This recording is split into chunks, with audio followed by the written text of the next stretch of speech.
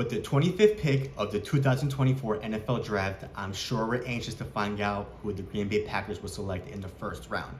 We've seen countless mock drafts of trade-up scenarios, trade-down scenarios, and stick-and-pick selections, along with names such as Cooper DeJean, Graham Barton, Amarius Mims, and Tyler Guyton, and a few others who the Packers will select in the first round.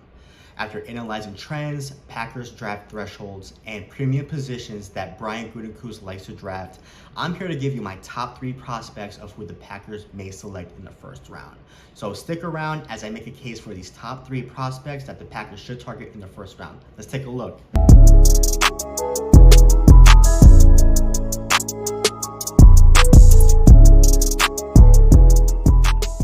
Now, before I go into the top 3 prospects who I believe the Packers should draft in the first round, let's talk about specific draft thresholds that the Green Bay Packers stick by when selecting players in the first round since 2018, which is Brian Gutenkunst's first draft class. Number 1, with the exception of Devontae Wyatt, prospects must be 22 years old or younger. Number 2, the average relative athletic score since 2018 is 9.28, so we'll make it 9 plus RAS. Number 3, with the exception of Jordan Love, the franchise quarterback, no offensive player has been selected in the first round, so we'll definitely stick to that theme. Another theme that we will stick by since 2018 is that all first-round picks have tested at the NFL Combine. Gutenkunst has never drafted a player in the first round that did not participate in the NFL Combine. And also, one interesting draft stat, the Packers have drafted a defensive player in the first round the past 3 times a new defensive coordinator has been hired. With Jeff Hafley as a new hire, the Packers seem to be going defense this time around.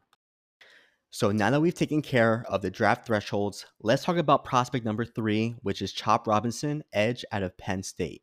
Coming in at the NFL Combine at 6'3", 254 pounds, Chop ran a blazing 4.48 40-yard dash and posted a relative athletic score of 9.68, which screams elite explosiveness. Although the Packers don't have a serious need at edge, it's a position that they must take care of in the draft in terms of depth, end-game rotation, reinforcement at the position for the future, and adding more heat to the pass rush. With Preston Smith having a cap hit of $17 million in 2025, this may be his last season with the Packers, along with Kingsley Mbare, who is in his final year of his rookie contract, and he also tore his ACL towards the end of the season now that he's coming off the IR.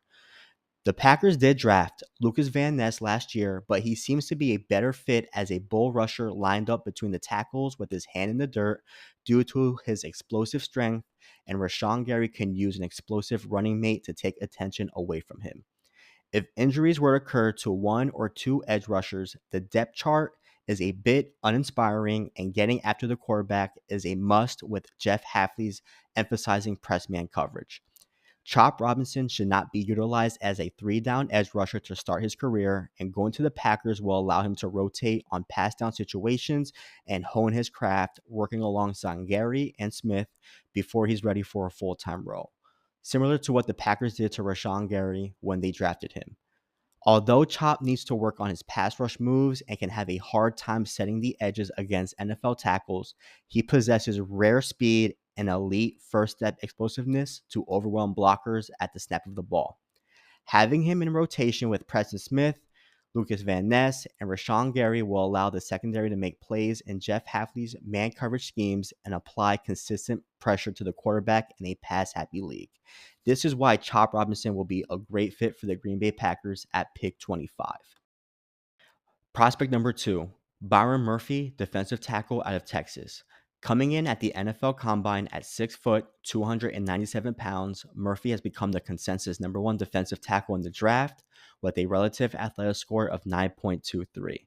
Although the Packers seem to have the defensive line taken care of at the moment, this is a position the Packers will need to take care of for the future due to contract concerns. Kenny Clark is towards the ends of his contract, in which he is looking to get paid for his 3rd contract. Great chance Clark will be in a different uniform. TJ Slayton is in the final year of his rookie contract, and Devontae Wyatt is 26 years old with 2 years on his rookie deal. Adding reinforcement to the position for the future is definitely a need. Murphy possesses elite athleticism and explosiveness with the talent to become a productive three-down defensive tackle and will need to play a key role in the front four as Hafley will rely on the defensive line to collapse the pocket to help create turnover opportunities for the secondary. The last time the Green Bay Packers drafted a defensive tackle in the first round was when they selected Kenny Clark, and won't be surprised if they end up selecting one in the first round if Byron Murphy is on the board when the Packers are on the clock. Although he may struggle against mobile quarterbacks due to subpar change of direction skills and lacks ideal mass to take on double teams in the trenches on an every down basis, he has a bowling ball shooting out of a cannon physicality to his game and relentless motor that thrives off living in the trenches. The Green Bay Packers have consistently struggled against the run along lack of consistent interior pressure, and adding someone like Byron Murphy will help elevate the defensive line due to his explosiveness and ferocity traits. Byron Murphy can play nose tackle and three tech in an even front scheme, and with Jeff Hafley implementing a 4-3 defense, his versatility will allow him to play anywhere along the line and create havoc at the line of scrimmage, which is needed for his defense. With TJ Slayton being utilized more on rushing down situations due to his huge range to plug the gaps, having Byron Murphy alongside Kenny Clark will be a great duo on passing down situations, and Carl Brooks, Devontae Wyatt, and Murphy can rotate in 2024 before Byron Murphy can have a full-time role in 2025. And prospect number one, Terrion Arnold, cornerback out of Alabama. Coming in at the NFL Combine at 6 foot, 189 pounds, Arnold is considered 1A, 1B to Kenyon Mitchell as the best cornerback in the draft, who posted a relative athletic score of 9.27. With Jair Alexander facing injuries in 2 out of the past 3 seasons and Eric Stokes struggling to remain healthy, the cornerback position seems to be an immediate need and would not be surprised if a cornerback is selected in the first round. Although the Packers re-signed Keyshawn Nixon and Corey Ballantyne, and Carrington Valentine performed well as a 7th rounder, there needs to be more competition and reinforcement at the position for the short and long term. With the Bears acquiring Keenan Allen to partner with DJ Moore, Lions having St. Brown, Williams, and Laporta, and the Vikings having Jefferson, Addison, and Hawkinson, the Packers need to create a lockdown cornerback room to win the division and go far in the playoffs. With Jeff Hafley coming in as defensive coordinator, man coverage will be emphasized as opposed to Joe Barry's zone-heavy scheme, and it will be very crucial to draft a corner with elite man coverage ability.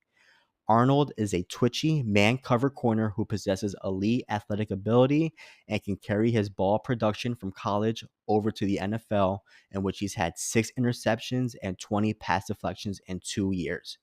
Although there is a logjam in terms of boundary corners on the team, Terrion can step in and play the slot due to his inside-out versatility and be a day-one contributor, either opposite of Jair or play the slot with Jair on one end and Stokes and Valentine playing the opposite end. There are times where Arnold's feet can be a bit indecisive with release fakes. He can offer excessive cushion from off man, and he will need to improve on jump ball play and positioning, but I believe most of his cons can be corrected with proper coaching, and having Jeff Hafley, who is a technician working with cornerbacks throughout his career, can help develop Arnold into a star cornerback in the NFL. The Packers may need to trade up in the late teens, depending on how the board is falling, to draft him, but drafting Terrion Arnold will be a home run pick for the Green Bay Packers and will start the movement of a lockdown cornerback room. Thank you so much for watching this video. Please don't forget to like and subscribe to the channel, as I will be doing weekly content. Please comment below on who you think the Green Bay Packers should select in the first round. This upcoming Monday, I will be doing my final mock draft before the NFL draft next Thursday, so stick around and catch you next week.